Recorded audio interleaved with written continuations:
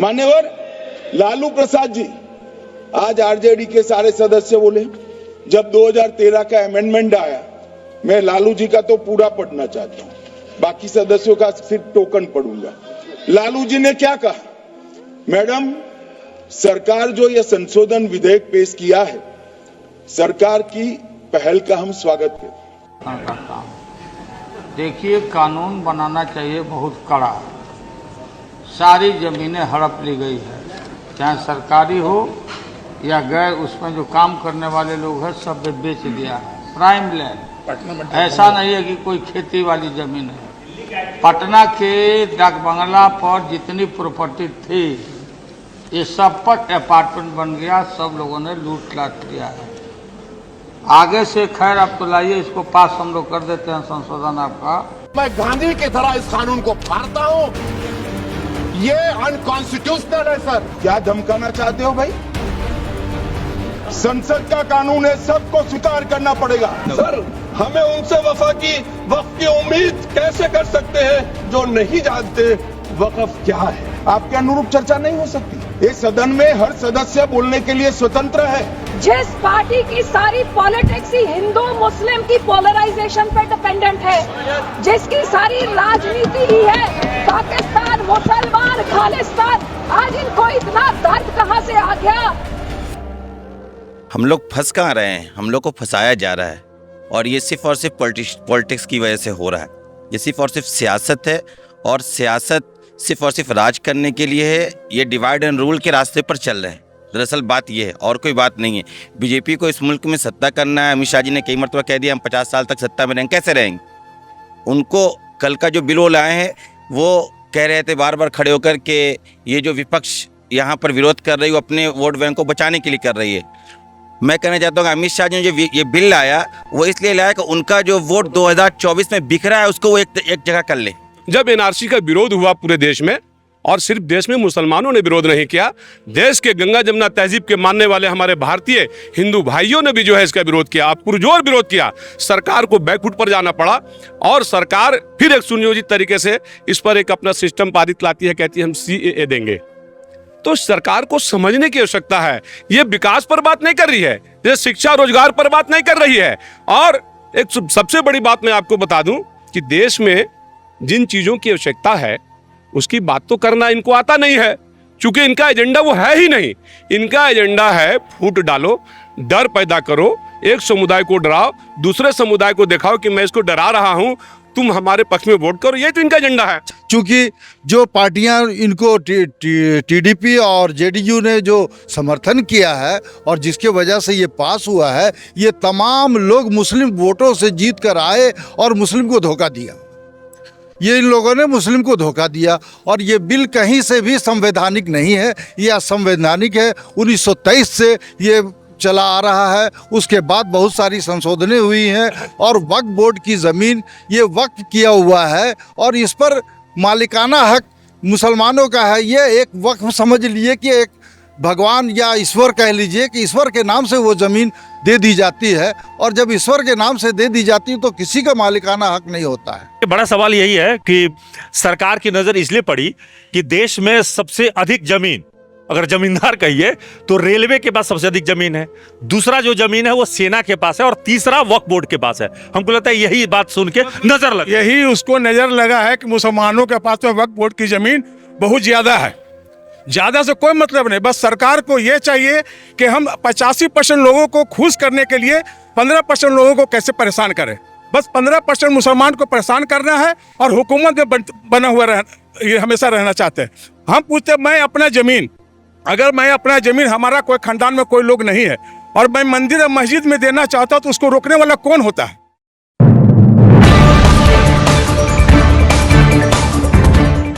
केंद्र की मोदी सरकार ने वक्फ बोर्ड संशोधन बिल 2025 को लोकसभा में पारित कर दिया है। इसके पक्ष में अगर कहें तो 288 मत मिले, जबकि विरोध में 232, यानी सर्वसम्मति से लोकसभा में पारित होने के बाद राज्यसभा में चर्चा के बाद अब ये पारित होना बाकी है। उसके बाद ये राष्ट्रपति के पास पहुंचेगा और इसमें संशोधित कानून पास हो जाएगा। सवाल यह कि वक्फ बोर्ड कानून आजादी से पहले 1923 का है, हालांकि इसमें समय समय पर कई बार संशोधन हुए हैं। मोदी सरकार ने इसमें संशोधन क्यों किया है? आखिर इसमें क्या विसंगतियां थी? कहा जा रहा है कि वक्फ बोर्ड के जो कानून थे उसमें से कई ऐसे प्रावधान थे जो सरकार को नहीं पच रहा था, जिसमें एक धारा 40 है जिसके बारे में कहा जाता कि वक्फ बोर्ड अगर जिस जमीन पर दावा कर दे कि ये जमीन उसकी है, उसके मामले पर वो जमीन उसकी हो जाती थी या उसके मामले पर अपील की गुंजाइश बहुत कम बचती थी, ये भी कहा जा रहा है। दूसरी ओर यह भी कहा जा रहा है कि यह पूरी तरह से राजनीतिक प्रायोजित है, क्योंकि सरकार जानबूझकर हिंदू को खुश करने के लिए सारा कुछ कर रही है और मुसलमानों के खिलाफ यह कानून ला रही है। इसलिए सरकार के खिलाफ में अल्पसंख्यक समाज है और अल्पसंख्यक समाज इस मामले को पूरी तरह से सरकार के इस फैसले को अपने विरोध में देख रहा है। हम इस वक्त में कोयलांचल धनबाद के सबसे बड़े मुस्लिम बहुल वाला इलाका है वासेपुर। ये मुस्लिम बहुल इलाका है और इस वासेपुर इलाके में हम पहुंचे हुए हैं, जहां पे हम चर्चा करेंगे आज इसी मुद्दे पर, क्योंकि रांची के हिंदी पीढ़ी के बाद सबसे ज्यादा आबादी इसी जगह पे बसती है।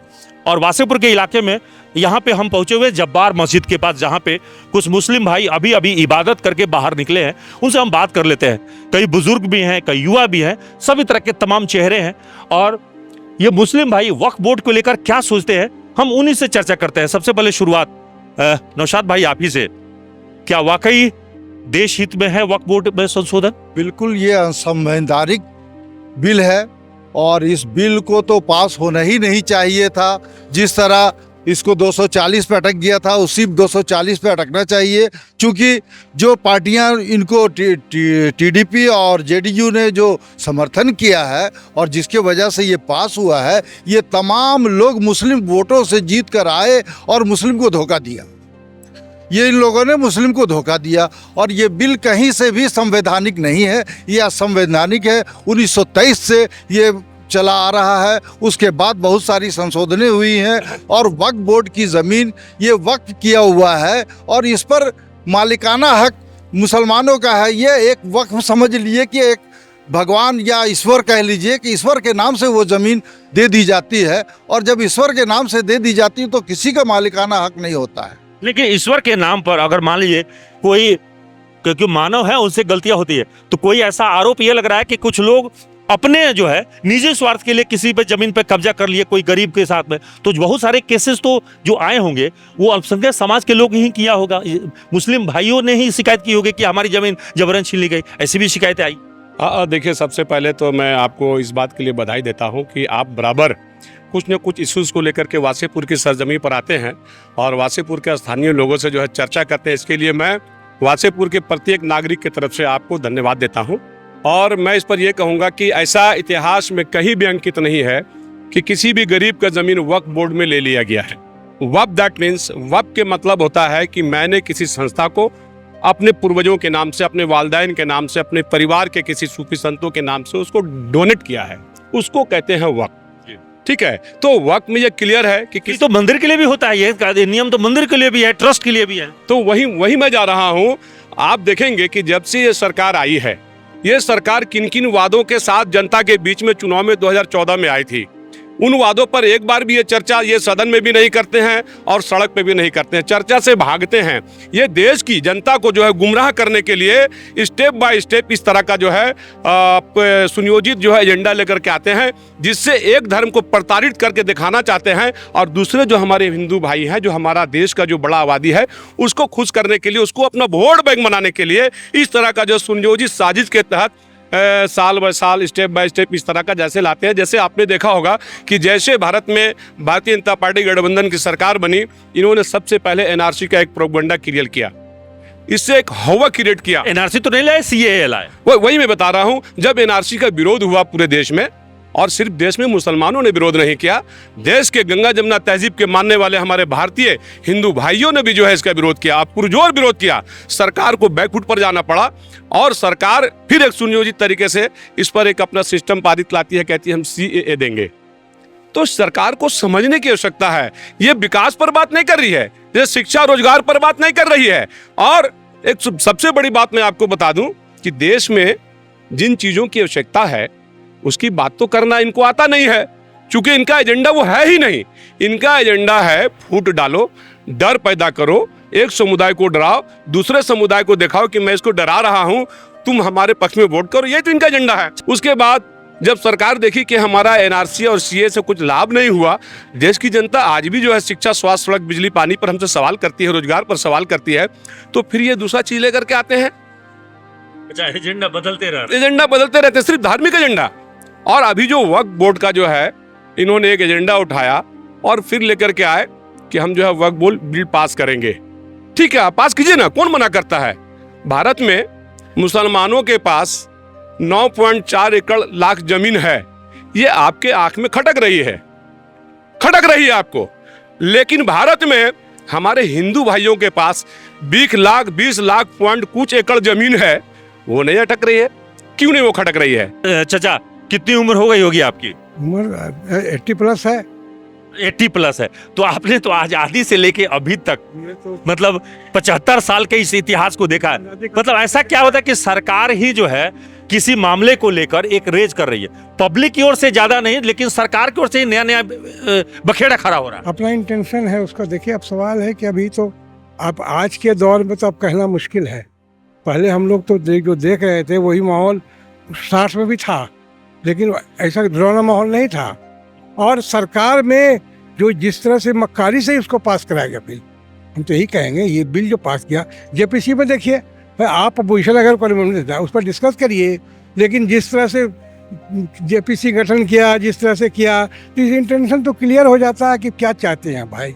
सब तो बड़ी बात है, ज्यादा उसमें आप बोलने का तो है ही नहीं। अब हम लोग आदमी क्या बोले उसको। इस मामले पर मुसलमानों की भी राय ली जानी चाहिए, होनी चाहिए ना। तो एक तो मुसलमान आपके एमपी एक भी नहीं है, आप राय किसा लीजिए उनसे।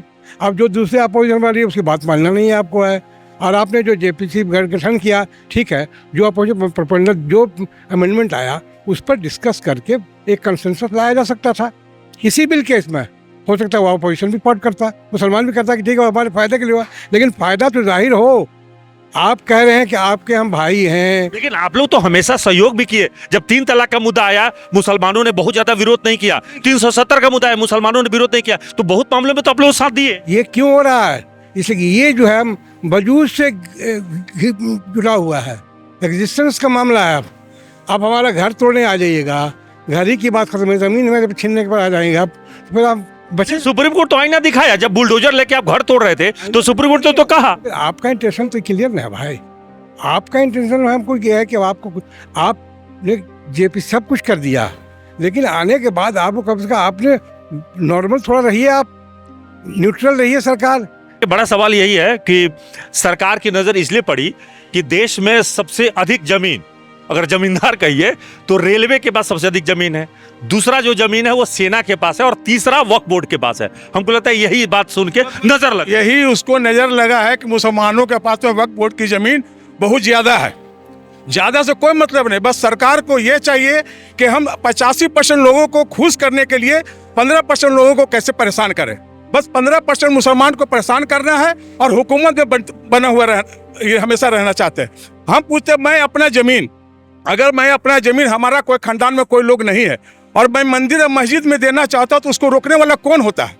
कोई भी नहीं हो सकता है रोकने के लिए। हम अपना जमीन को किसी को भी दे दें, अपना बेटा को दे, या बेटा को नहीं देना चाहते हैं तो हम वक्फ कर देते हैं, मंदिर में दे दे, मस्जिद में दे दे, कहीं भी दे दे। लेकिन ये देश, इस सरकार को, गोंगी और बहरी सरकार को किसी से कोई मतलब है नहीं। बस फूट डालो और राज करो। बस 85% लोगों को खुश करना इसका मकसद है, और 15% लोगों को परेशान करके वोट का राजनीति करना। हम पूछते हैं वोट दे या नहीं दे। हम ठीक है उसको 15% में उसको वोट दिए, नीतीश कुमार को वोट दे करके जीता है। वोट हम यहाँ भी नहीं दिए, ठीक है, हम यहाँ भाजपा को वोट नहीं दिए, इसका क्या मतलब वो हम पर तलवार चलाएगा? हम वोट अगर नहीं दिए तो वो हमको मारेगा, वोट अगर नहीं दिए तो वो हमारा घर को तोड़ेगा। वोट अलग चीज है और सिद्धांत और एकता जो है, एक कानून एक अलग चीज है। वो जो भी कर रहा है सरकार एकदम सरासर गलत कर रही है। हम पूछते हैं अगर गरीबी को दूर करना है, बेरोजगारी को दूर करना है, तो 80, आज भी सोचिए हिंदुस्तान में सबसे बड़ा गरीबी है। आज 80, खुद बोलते हैं कि मैं 80 करोड़ लोगों को अनाज दे रहा हूँ। बहुत शर्म की बात है कि वो बोलते हैं कि 80 करोड़ लोगों का अनाज दे रहा हूँ। ये होना चाहिए था, उनको बोलना चाहिए था कि मेरा देश में किसी तरह का कोई बेरोजगारी नहीं है, मैं मुफ्त में अनाज किसी को नहीं दे रहा हूँ, मैं उसको रोजगार दे रहा हूँ। ये रोजगार देने के बात तो नहीं कर रहे, ये बोल रहे हैं कि मैं 80 करोड़ लोगों को राशन दे रहा हूँ। ये शर्म की बात है कि 80 करोड़ लोगों को राशन दे रही, तो बहुत शर्म की बात। मोदी गवर्नमेंट की तीसरी ये गवर्नमेंट है उनकी, मोदी जी तीसरी बार आए हैं, तो ऐसा उम्मीद था कि मोदी जी कुछ इसी तरह के करेंगे। वो मोदी जी, अमित शाह जी मीठी बातों से मुसलमानों को प्रभावित करना चाहते हैं, मगर उनके दिल में मुसलमानों के प्रति इतनी आक्रोश है, मगर मुसलमान अपने सब्र और जमील से काम ले रहा है। और उसके आने वाले दिन में एक छोटा सा शेर है, समुंदर मेरे कश्ती को भंवर में डुबोती है, हम भी समुंदर को चैन से बहने नहीं देंगे। वो आने वाला वक्त बताएगा। और ये जो हमारे नरेंद्र मोदी जी, अमित शाह जी जो है हम लोगों के प्रति ने हमारी मस्जिदों को, इबादत गाहों को, नमाज़ों को, सब पर प्रतिबंध लगाना चाहते हैं। अरे आप जिस सब्र का जिस दिन जमील उभर जाएगा तो देख लीजिए कि अफ़गानिस्तान और फ़लस्तीन क्या हो रहा है, उससे ज़्यादा बदतर हमारे देश में ना हो। हम लोग अल्लाह से यही दुआ करते हैं कि हमारे लोगों को अमन चैन और भाईचारे से जिस तरह जी रहे थे आने वाले वक्त में जीने दें। और आप लोगों का हम लोगों से बहुत प्यार स्नेह है।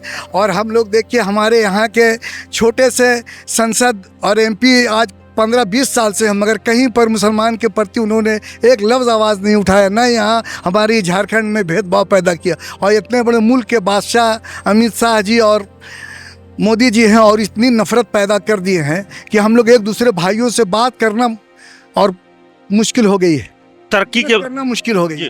देश जो है तरक्की के रास्ते पर चल रहा था और ये मौका हम लोग 74 साल का एक लंबा सफर तय कर रहे थे। बगल वाले पड़ोसी की तुलना करें तो पाकिस्तान बहुत सफल नहीं है, भारत के बराबर ही आज़ादी उसको मिली। 71 में बांग्लादेश मिला, सब परेशान हाल में, भारत एक अच्छी तरक्की कर रहा था। फिर ये हम सब क्यों आपस में इस तरह के चीज़ों में फंस रहे हैं जहाँ पे विकास की गति धीमी पड़ने वाली? हम लोग फंस कहाँ रहे हैं, हम लोग को फंसाया जा रहा है। और ये सिर्फ और सिर्फ पॉलिटिक्स की वजह से हो रहा है। ये सिर्फ और सिर्फ सियासत है, और सियासत सिर्फ और सिर्फ राज करने के लिए है। ये डिवाइड एंड रूल के रास्ते पर चल रहे हैं। दरअसल बात ये है और कोई बात नहीं है। बीजेपी को इस मुल्क में सत्ता करना है। अमित शाह जी ने कई मरतबा कह दिया हम 50 साल तक सत्ता में रहेंगे। कैसे रहेंगे? उनको कल का जो बिल वो लाए हैं वो कह रहे थे बार बार खड़े होकर के ये जो विपक्ष यहाँ पर विरोध कर रही है वो अपने वोट बैंक को बचाने के लिए कर रही है। मैं कहना चाहता हूँ कि अमित शाह जी ने जो ये बिल लाया वो इसलिए लाया कि उनका जो वोट 2024 में बिखरा है उसको वो एक जगह कर ले। वो अपने वोट को जमा करने के लिए वक्फ बिल लाए हैं। हम लोग सबसे पहले इस वक्फ बिल की पुरजोर मुखालफत। क्या मतलब है कि लोकसभा में जो पिछले बार यूपी में जो उनको झटका लगा है उसे उभरे नहीं है? ये सारा का सारा वो जो झटका लगा है, 400 का जो ख्वाब तो चकनाचूर हुआ है, उससे वो अभी तक बाहर निकल नहीं पाए। उस सदमे से उसी का ये सारा का सारा खेल है। और मुसलमान इस खेल को समझ रहा है और बहुत धैर्य और सब्र से इसका मुकाबला भी कर रहा है। और इंशाल्लाह हम लोग मुकाबला करेंगे। हम ऐसी कौम में जो बुज़दिल नहीं है, खामोश रहने वाले नहीं है। हम बर्दाश्त कर रहे हैं, सब्र कर रहे हैं, क्योंकि हमें इस मुल्क से मोहब्बत है। और हम संवैधानिक तरीके से इस बिल की मुकम्मल एहतजाज करेंगे। और कल भाई चंद्रशेखर आज़ाद ने जो वहाँ नगीना से MP उन्होंने क्या ज़बरदस्त शेर कहा कि जालिम हुकूमत का जब तक नहीं बदलेगा मिजाज, एहतजाज एहतजाज एहतजाज। हम एहतजाज करेंगे, आखिरी वक्त तक करेंगे, कोर्ट के रास्ते से जाएंगे। जो भी संविधान हमें देता है इस बिल की मुखालफत करने के सिलसिले में, जो भी हमें राइट देता है, हम उस राइट का इस्तेमाल करेंगे। और ये बात बतलाएंगे कि वक्फ के साथ छेड़छाड़ हम बर्दाश्त नहीं करें। क्यों? क्योंकि वक्फ हमारा बिल्कुल मजहबी मामला है। और मजहबी मामला कैसे करना है ये हमारा इस्लामिक ग्रंथ बतलाएगा, कोई कानून या कोई हुकूमत नहीं बतलाएगी। देखिए इस मुल्क के अंदर बहुत से मज़ाहिब मानने वाले लोग हैं। अब भाई रामलला का कब दर्शन होगा और कब उनके अंदर रूह डाली जाएगी, कब 22 तारीख का जो तारीख तय हुआ था वो कहाँ से तय हुआ था? कोर्ट और कानून ने किया था? नहीं, बल्कि उनके मजहबी गुरु ने, उनके जो मजहबी किताबों का जो ग्रंथ है उसके ज़रिए से उन्होंने ये तय किया था ना। उसी तरीके से वक्फ़ है। वक्फ़ एक ऐसा मामला है जिस तरीके से हम नमाज़ पढ़ते हैं, हमें नमाज़ कैसे पढ़ना है कोई कानून नहीं बतलाएगा। ये हमारे इस्लामी ग्रंथ कुरान और हदीस से हम जानेंगे। हमें ज़कात कैसे देना, इस्लाम कुरान और हदीस से जरिए जानेंगे। उसी तरीके से वक्फ कैसे करना ये हमें कुरान और हदीस। संसद में जब कानून पारित हो जाएगा तो सुप्रीम कोर्ट के लिए भी बाध्यता हो जाएगी, क्योंकि पारित कानून को सुप्रीम कोर्ट को मानना पड़ता है। सुप्रीम कोर्ट क्या, अगर आप सुप्रीम कोर्ट जाएंगे भी तो सुप्रीम कोर्ट क्या करेगी? ऐसा कोई ज़रूरी तो नहीं है कि जो कानून पास हो गया अगर वो इंसाफ के खिलाफ है और जुल्म पर मबनी है तो सुप्रीम कोर्ट उसको माने। ऐसा क्यों? सुप्रीम कोर्ट कानून गवर्नमेंट के दबाव में चलती है क्या इस मुल्क के अंदर? बताइए आप मुझे। जनता इस मुल्क के अंदर एहतजाज कर सकती है, अपनी बात पहुंचा सकती है। हम लोगों ने बहुत कोशिश की, पिछले 6 महीनों से बात पहुंचा रहे हैं, कोशिश की गई। ये कोशिश का नतीजा था कि आपने देखा कल 235 विपक्ष में 232 35 लोग हैं, 232 बैठे रहे रात 1:45 बजे तक। ये कोशिश तो है, मेहनत तो ऐसा नहीं है हम लोग खाली बैठे हुए। क्यों बैठे हुए? राहुल गांधी बैठे हुए हैं रात 2 बजे तक, कैसे बैठ गए? आखिर वो लोग भी तो समझ रहे, सारा अक्लमंदी हुकूमत बीजेपी के लोग एक वीडियो, पुराना वीडियो लालू जी का वायरल कर रहा है, जिसमें उन्होंने कभी कहा होगा कि वक्फ बोर्ड जो है जमीन जो है वो अवैध तरीके से कब्जा कर रहा है। पटना के किसी का उदाहरण उन्होंने दिया था। तो इसका मतलब है कि वो पुराने मुद्दे को फिर से सामने ला रहे हैं कि पिछली सरकार कभी ऐसा चाहती थी। आप इसको भी अच्छी तरह समझ लिए। देखिए, वक्फ बोर्ड में 2 मामला है। एक है वक्फ बोर्ड में करप्शन का मामला, हम उसका एतराफ़ करते हैं, आप उसका इलाज कीजिए। एक है वक्फ की हकीकत। ये अमेंडमेंट बिल इस वक्फ की हकीकत को तब्दील कर रही है। जैसे हम इस्लामी एतबार से कोई भी वक्फ कर सकता है, कोई भी वक्फ कर सकता है। आपने लिया है वक्फ बाय यूज़र के, वही करेगा वक्फ जो 5 साल तक पेटिशन मुस्लिम हो। ये तो आप डायरेक्ट हमारे धन पर हमला कर रहे हैं ना भाई। तो इनको पता होना चाहिए कि उंगली में अगर दर्द हो या उंगली में कोई घाव हो जाए तो उंगली के इलाज किया जाएगा कि पूरा हाथ काट दिया जाए। बस यही बात है। अरे तो आप खुद समझ रहे हैं, आपकी मीडिया, अगर आप समझने लगे तो मसले का हल है। हमें शिकायत मीडिया वाले भाई से भी है, मीडिया कर्मियों से भी है। आपने सही, आप क्या कह रहे हैं बार बार कि इनके पास सबसे ज़्यादा प्रॉपर्टी है रेलवे और आर्मी के बाद। तो ये तो इस मुल्क के मुसलमानों के दानी होने की दलील है। तो इसका मतलब यह है कि नेशनल मीडिया, जो हमारी राष्ट्रीय मीडिया है, जो बड़े चैनल हैं, वो इस मुद्दे को लेकर मुसलमानों का पक्ष नहीं सुन रही। मीडिया क्या कर रही है पिछले 10 सालों से, ये किसी से छुपा हुआ नहीं है। मीडिया का भी अपना पूरा कॉर्पोरेट है, पूरा एजेंडा है, उनका बिजनेस है। वो वही कहते हैं जो उन्हें कहा जाता है। ये तो बात साफ है ना भाई। मीडिया से शिकायत, बात ये है कि हमारा जो मुद्दा है ये, और दूसरी बात, ऐसा माहौल बना दिया गया कि मुसलमानों ने हमारे इस मुल्क में रहने वाले हिंदू भाइयों का ज़मीन छीन कर अपना बना लिया है। ये सब गलत नैरेटिव है। मुसलमान इतनी ज़मीन दिया है, वो मुसलमान इतना दानी और फैयाद और सखी है कि इतना इस मुल्क के उत्थान के लिए, भाई ज़मीन कहीं और तो नहीं चली गई, पाकिस्तान तो नहीं चली गई, हिंदुस्तान में ही है ना। तो हिंदुस्तान के लोगों को फ़ायदा होगा ना। आप हमको उसका फ़ायदा पहुँचाइए, लेकिन आप वक्फ की हकीकत नहीं बदल सकते। भाई ये मस्जिद है, इस मस्जिद में कुछ गड़बड़ हो रही तो आप गड़बड़ी का इलाज करेंगे, मस्जिद को हॉस्पिटल नहीं बना सकते ना। आपने वक्फ की हकीकत को ही बदल दिया इस बिल के ज़रिए, नाम ही बदल दिया आपने। और नाम बदल कर आपने जो इस्लामी एतबार से जो वक्फ था, जो वाकिफ़ था, जो वक्फ की हैसियत थी, वक्फ करने के बाद अल्लाह की मिल्कियत में चली जाती है, कुछ उसमें हम नहीं कर सकते। मौलाना साहब, एक बात आप चाहेंगे उस पर रोशनी डालें। धारा 40, जिस पर उन लोगों ने सबसे ज़्यादा सवाल उठाया, धारा 40 क्या कहता था? अब धारा 40 क्या कहता है, इसका मुझे फिलहाल अभी इल्म नहीं है। आप इस सिलसिले में थोड़ी सी वजाहत करें तो मैं कुछ आगे बात बताऊंगा आपको। जैसे वो धारा 40 को लेकर एक ये कहा जा रहा है कि धारा 40 कहता है कि वक्फ अगर जिस जमीन पर कह दे कि ये दावा कर दे कि ये मेरी जमीन है तो उसके विरोध की गुंजाइश नहीं बचती है। ये झूठ है, ये सरासर झूठ है। कल आपने देखा इतना संशोधन दिया गया विपक्ष की तरफ से, इस बात का खंडन किया गया। भाई ऐसे कैसे होता है इस मुल्क के अंदर? मैं कह दूंगा ये मैक हमारा हो जाएगा हमारा, बताइए आप। कोर्ट नहीं है, कचहरी नहीं है, हाई कोर्ट नहीं है, सुप्रीम कोर्ट नहीं है, ट्रिब्यूनल कोर्ट नहीं है। क्या ट्रिब्यूनल तो सबका बना हुआ है, ट्रिब्यूनल क्या, वो भी तो एक कोर्ट का हिस्सा है ना। ऐसे कैसे होगा कोई? ये तो ये पागलपन है। आप कह देंगे कि मेरे सर पर टोपी आपकी हो जाएगी, तो कैसे कोई वक्फ बोर्ड कह देगा ये मेरी जमीन है? अगर कहा है तो उसको साबित करना होगा ना, डॉक्यूमेंट्स सबमिट करना होगा, तब ना जाकर फैसला हुआ है। अगर कहीं फैसला हुआ है तो यूं ही तो नहीं हुआ होगा। आपने डॉक्यूमेंट सबमिट किया होगा, आप ट्रिब्यूनल कोर्ट में गए होंगे, आप हारे होंगे, आपने अपील किया होगा सुप्रीम हाई कोर्ट में, वहां से हारोगे तब ना उसके लिए वो फैसला किया। तो कुछ मुस्लिम भाई जो बीजेपी के साथ है या बीजेपी के पक्ष में है, उनको क्या कहेंगे? भाई साहब देखिए, आप खड़े हो जाइए माइक लेके, कुछ लोग आपके पक्ष में भी खड़े हो जाएंगे। हम लोग ज़बरदस्ती किसी को पक्ष या विपक्ष में लाने की हम कोशिश नहीं कर रहे। हम सिर्फ ये कहना चाहते हैं कि देखिए, वक्फ हमारा इस्लामी मामला है, मजहबी मामला है। आप इस बिल के ज़रिए उसकी हकीकत को तब्दील कर रहे हैं, और आप हमें ये नहीं बताएंगे हमें नमाज कैसे पढ़ना है, ये हमारा इस्लाम, और आपको भी हम नहीं बताएंगे आपको पूजा कैसे करना है। तो ऐसा लग रहा है कि बीजेपी धीरे धीरे अपने एजेंडा को फुलफिल कर रही है। जैसे सीए को पूरा की, एनआरसी की बात कहती रही है, अभी भी करती रही है, भूली नहीं है। 370 का मुद्दा उसका हो गया, 3 तलाक पर आ गई, अब समान नागरिक संहिता पर भी चर्चा हो रही है। जो भी एजेंडा है वो करे पूरा। आप जान लीजिए, डूबता सूरज कभी ना कभी गुरूब होता है, समझ गए। हर इस मुल्क के अंदर एक ऐसे लोगों की हुकूमत थी जो कहते थे कि हमारे राज में सूरज गुरूब नहीं होता है। उन्हें भी इस मुल्क को छोड़कर जाना पड़ा। आज उनके पास सत्ता है, लाठी है, संख्या बल है, वो जो चाह रहे हैं करे। लेकिन इस मुल्क के वही बहुसंख्यक लोग, वही हमारे हिंदू भाई, सेकुलर भाई, एक दिन उन्हीं को उस तख्त से बाहर निकालेंगे और दूसरे लोगों को, इंसाफ पसंद लोगों को वहाँ पर बैठाएंगे। तो इस देश में उगते सूरज और डूबते सूरज, आज संयोग से जो है आस्ताचलगामी सूर्य की आराधना हो रही है, कल उगते सूरज की भी होगी। तो इस देश में तो ऐसा है कि सब धर्म को, मतलब एक तरह से कहें कि गंगा जमुना तहजीब और मिश्रित संस्कृतियों का देश है। बस हम ये कहना चाहते हैं कि देखिए, कुछ भी हो, आप कुछ भी एक्शन हो, आप ये समझें, हमारे हिंदू भाई भी ये समझें कि वो उनके खिलाफ है या मीडिया बता रही है। वक्फ का हमारे हिंदू भाइयों से क्या लेना देना, आप बताइए मुझे। कुछ लेना देना है? अरे हमने ज़मीन वक्फ की, हमारे पास सबसे ज़्यादा ज़मीन है। अगर इस दुनिया में सबसे ज़्यादा ज़मीन वक्फ की है, कल किरण रिजिजू ने कहा अगर दुनिया में सबसे ज़्यादा ज़मीन वक्फ की हमारे पास है तो वो कहाँ से है? अरे हमने दिया है ना, हम तो कह रहे हैं ये तो इस मुल्क के मुसलमानों पर फ़ख्र होना चाहिए, प्रधानमंत्री जी को, अमित शाह जी को, कि मुसलमानों ने इस मुल्क के समाज के बेहतरी के लिए और उनके हक के पूरा करने के लिए इतना दान किया। ये दान करना आसान चीज़ है। लड़ाई इस्लाम और गैर इस्लाम का तो बिल्कुल नहीं है, लड़ाई बिल्कुल राजनीतिक तौर पे है। ये राजनीति है, उनका जो अपना प्रोपेगेंडा है। देखिए काम का सत्ता की लड़ाई है, उनको सत्ता पे रहने के लिए ऐसे मसाइल पर बात करना है तो वो कर रहे हैं, और कोई बात नहीं। आपको मैं एक सेकंड दूंगा कि आप पुराने बिल को और इसको जो क्या उसको खुद एक बार पढ़िए तो आपको मालूम हो जाएगा कि इसमें इंटेंशन क्या है। सबसे बड़ी बात ये है आपने जहाँ जहाँ पर अटैक किया है, जो कमजोर नस है आप उसको मैं पकड़ रहा हूँ आपकी, लेकिन आपको हमारे दोस्त है तो हाथ पकड़ेंगे भाई, गला तो नहीं पकड़ेंगे हम आपका। तो वो दोनों बिल को अगर आप खुद पढ़िए एज ए पत्रकार कि वो जो पहले है उसका हिंदी भी है इंग्लिश भी है, पर उसको पढ़िए और इसको भी पढ़िए तो समझ में आ जाएगा कि आप कहाँ कहाँ पर अटैक कर रहे हैं। जहाँ से हमारा घर टूटेगा वही देख रहे हैं आप, लेकिन जहाँ से आपको बनेगा वो नहीं देख रहे हैं आप। बिल्कुल सही कहा।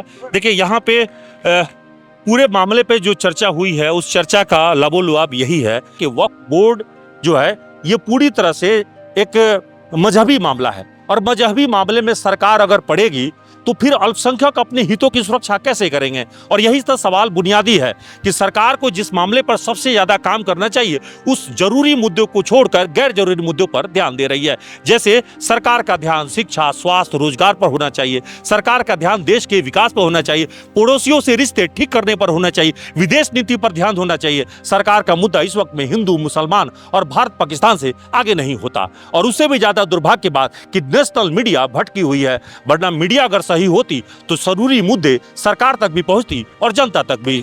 सहयोगी विवेक के साथ कुंवर अभिषेक सिंह, न्यूज़ एनपी, धनबाद।